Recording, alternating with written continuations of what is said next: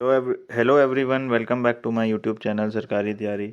जैसा कि आपने देखा होगा कि आज एसएससी का अपडेटेड कैलेंडर आ गया है और उसमें हम बात करें जूनियर इंजीनियर की, तो जूनियर इंजीनियर की जो वैकेंसी है वो 2022 में, नवंबर 2022 में आएगी और उसका पेपर होगा मार्च 2023 में, वो भी प्रीलिम्स।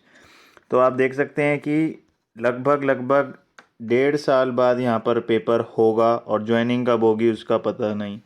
तो इस एसएससी के एटम बॉम्ब के वजह से और इतने डिले प्रोसेस के वजह से काफ़ी लोगों के मन में डाउट्स हो गए हैं। वो सोच रहे हैं कि एसएससी ने तो 2022 में एग्ज़ाम करा नहीं रही है, तो अब हमें आगे क्या करना चाहिए। कुछ लोग बहुत पुराने पास आउट होंगे, लाइक 2015, 16, 14 के, और वो सोच रहे होंगे कि क्या अभी भी तैयारी कंटिन्यू करनी चाहिए या प्राइवेट जॉब पकड़ लेनी चाहिए। तो आज हम इन सभी डाउट्स के बारे में बात करेंगे कि क्या क्या सॉल्यूशंस हो सकते हैं, और अगर आपकी एज लिमिट भी हो सकता है कि कुछ लोगों की क्रॉस होने वाली हो। और हम बात करेंगे कि अगर एसएससी में वैकेंसी नहीं आ रही है तो एक्सपेक्टेड वैकेंसीज कहाँ कहाँ पर हैं और आपको निराश होने की ज़रूरत नहीं है। तो सबसे पहले मैं आपको बता दूं कि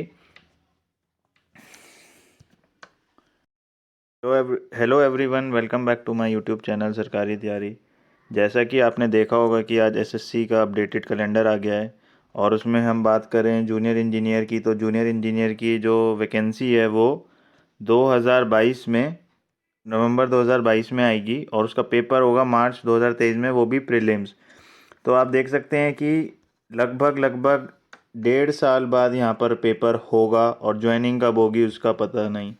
तो इस एसएससी के एटम बॉम्ब के वजह से और इतने डिले प्रोसेस के वजह से काफ़ी लोगों के मन में डाउट्स हो गए हैं। वो सोच रहे हैं कि एसएससी ने तो 2022 में एग्ज़ाम करा नहीं रही है, तो अब हमें आगे क्या करना चाहिए।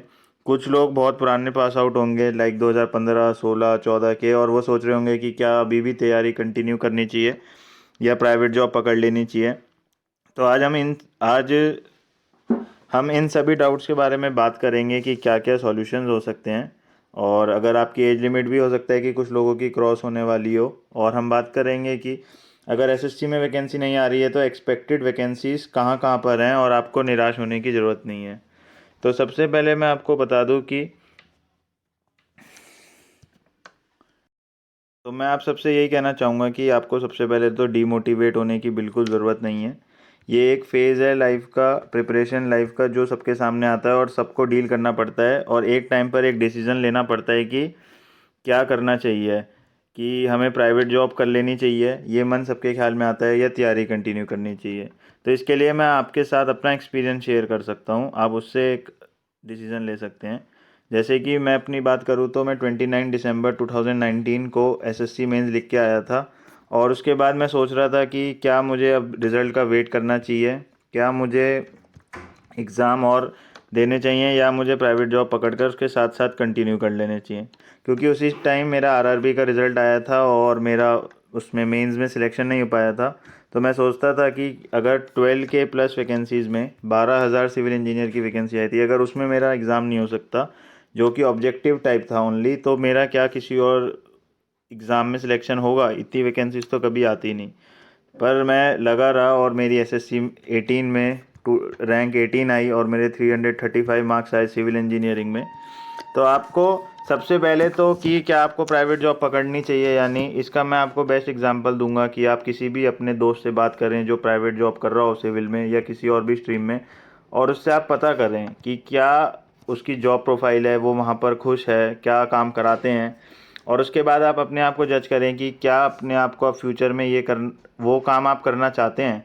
अगर आपको वो इंटरेस्टिंग लगता है तो आप डेफिनेटली प्राइवेट जॉब की तरफ जाइए, और अगर आपको लगता है कि नहीं, जो मेरा इंटरेस्ट है, जो गवर्नमेंट जॉब में पर्क्स हैं या फिर जो भी यहाँ का वर्क कल्चर है वो मुझे ज़्यादा सूट करता है, तो आप अपनी तैयारी कंटिन्यू रखिए। हो सकता है आपकी जॉब में 1 साल 1.5 साल लेट हो जाए, बट आप मान लीजिए आज अपनी तैयारी छोड़ देते हैं और प्राइवेट जॉब की ओर चले जाते हैं, और 1.5 साल बाद आपको रियलाइज़ होता है कि यार मैं गलत जगह आ गया हूँ, कि इससे तो मैं और तैयारी कर लेता 1 1.5 साल।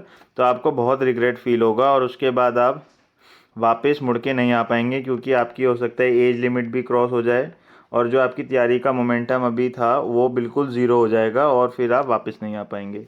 तो इस पॉइंट का तो डिसीज़न आप ऐसे ले सकते हैं।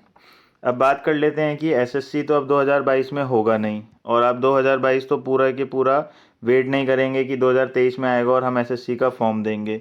तो अब आप क्या कर सकते हैं कि आप अपकमिंग वैकेंसीज जो कि DSSB में है, जो कि 594 वैकेंसीज जूनियर इंजीनियर की, उसकी मैं डिटेल बात करूँगा नेक्स्ट वीडियो में अगर आप चाहेंगे।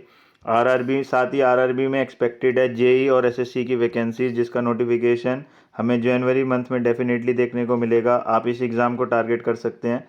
और साथ ही में कुछ वैकेंसीज आने वाली हैं डीडीए में, जिसका अभी 100% हमें कंफर्मेशन नहीं मिला है, बट बहुत ज़्यादा चांसेस हैं कि इसमें वैकेंसीज आएँ। और 2016 में इसकी लास्ट रिक्रूटमेंट नोटिफाई हुई थी।